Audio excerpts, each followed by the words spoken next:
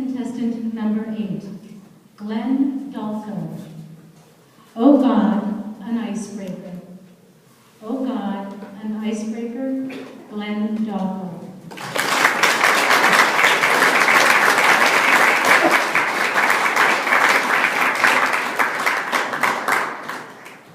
Icebreaker speeches. Imagine what icebreaker speech you would love to hear. Would it possibly be Abraham Lincoln? Or Martin Luther King? Or Helen Keller's? Now, the icebreaker speech that I would love to hear, I'm going to present to you tonight for the very first time. God's icebreaker speech.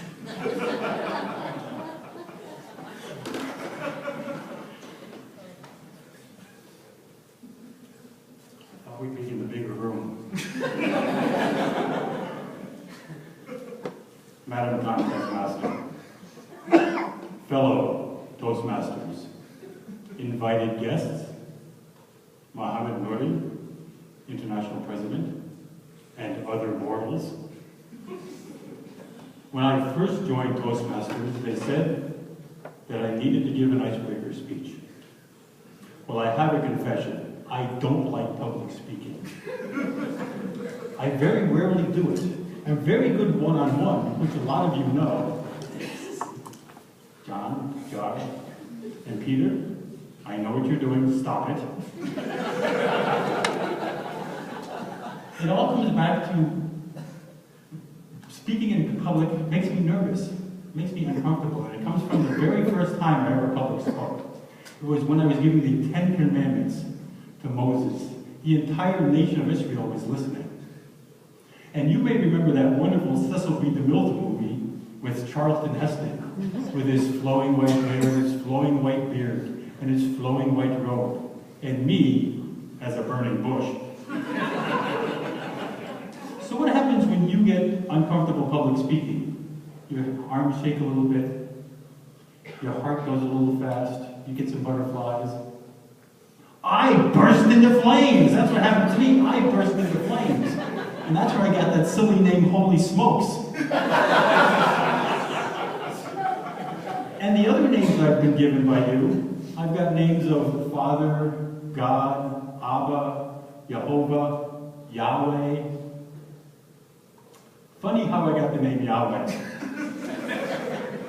I was talking to Moses.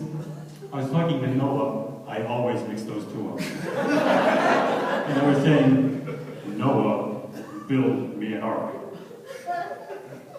An ark? No way! Yahweh! And that's how I got the name Yahweh. One of the other names I've been given by you is the Great Creator. Because some of the things I created pretty much everything, actually. Well, one of the things I'm most proud of creating was this great garden. It was just east of Eden, up by Poughkeepsie. And it had everything. Everything I could think of, everything I loved was in it. There were mountains and waterfalls. There were trees, birds, and fish. It was solar powered. It was totally recyclable. It was even gluten-free. It was perfect. And then I took one extra step. I created Adam and Eve, man and woman. I created you, my children. And I did the rookie mistake that every rookie parent did, where I brought my wonderful children home and I brought them into my wonderful creation, my living room, my garden, and I put them down and said, you can play with anything you want. This is all yours. But you see this? Don't touch it. Don't touch this. And then I just walked out for a second. I had to check an email. And when I got back, all hell had broken loose. Oh myself, oh myself, oh myself, oh myself. I picked them up, and I had to shove them outside, and they came back and I had to baby-proof the entire place. It was never the same again, because they wouldn't listen to me. And ever since that moment, for eons, I've been trying to get you to listen to me. And I've tried everything. I've sent angels and prophets in plagues. I've even written a book. Nothing. So I've joined Toastmasters. Because in this, what century is this for you? What century? Come on. 21st century. Thank you. In this, your 21st century, I apparently have a lot to learn.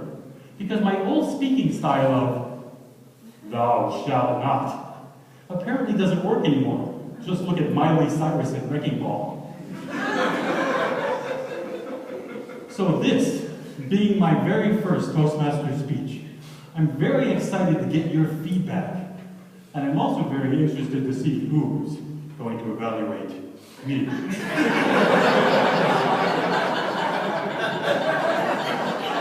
Because with your feedback, I'll become a great Toastmaster competent communicator. And for the very first time, I'll be comfortable speaking, and I won't burst into flames and have that name Holy Smokes. And for the very first time, I'll be able to deliver my message so that you, my children, will be able to hear it, understand it, and embrace my message.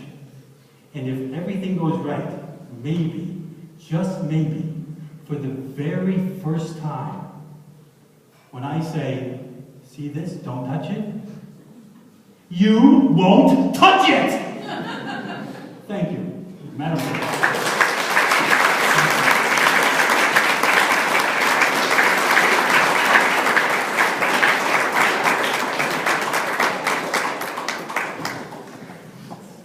Timers, could we please have 2 minutes of silence for the judges to complete their ballots and score and the score on their ballots.